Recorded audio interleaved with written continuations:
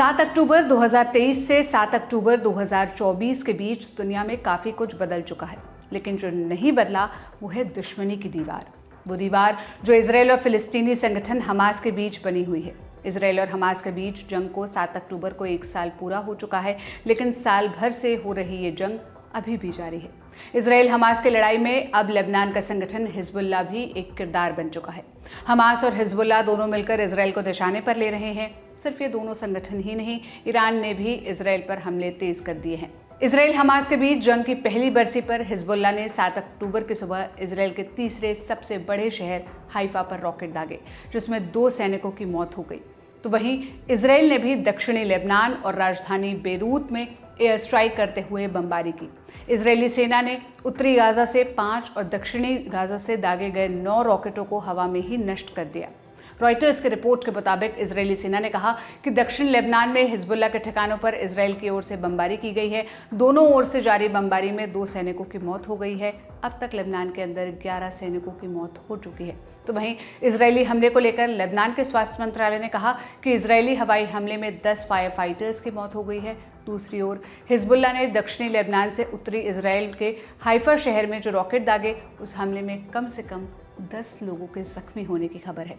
इन हमलों के बाद इजराइल ने दक्षिणी लेबनान के गांवों में जवाबी कार्रवाई की। इस बीच इजराइल डिफेंस फोर्सेस ने फिलिस्तीनियों से दक्षिणी गाजा के कुछ इलाकों को तुरंत खाली करने के लिए कहा। टाइम्स ऑफ इजराइल के मुताबिक आईडीएफ ने उत्तरी और दक्षिणी गाजा पर आर्मी ऑपरेशन तेज कर दिए। गाजा बॉर्डर के पास सैनिकों की तैनाती बढ़ा दी गई। आईडीएफ को शक है कि हमास फिर से इजराइल पर बड़ा हमला करने की कोशिश कर सकता है।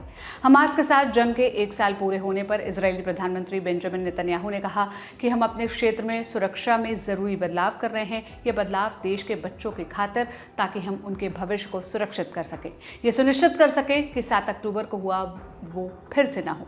7 अक्टूबर 2023 को इजराइल पर बड़ा हमला हुआ था। यह अटैक फिलिस्तीन के चरमपंथी संगठन हमास ने किया था, जिसमें महज एक दिन में ही इजराइल के 1200 से ज़्यादा लोग मारे गए थे और 251 लोगों को बंधक बनाकर हमास के लड़ाके अपने साथ ले गए।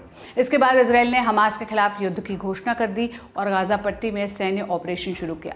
इजरायली हमलों की वजह से तब गाजा में बड़े पैमाने पर नुकसान हुआ था। 1 साल बाद इजराइल और हमास की जंग अब भी जारी है। इजराइल से खुले तौर पर फिलहाल हमास को समर्थन देने वाले संगठन हिजबुल्लाह लड़ रहा है। दोनों ओर से जंग में 1 साल में कई जिंदगियां खत्म हो चुकी है। कितने आबाद घर बर्बाद हो चुके हैं, कितने लोग अपने परिवार से बिछड़ चुके हैं। इन दोनों देशों के बीच जंग कब खत्म होगी, इसका सही जवाब शायद ही इस दुनिया में अभी किसी के पास हो।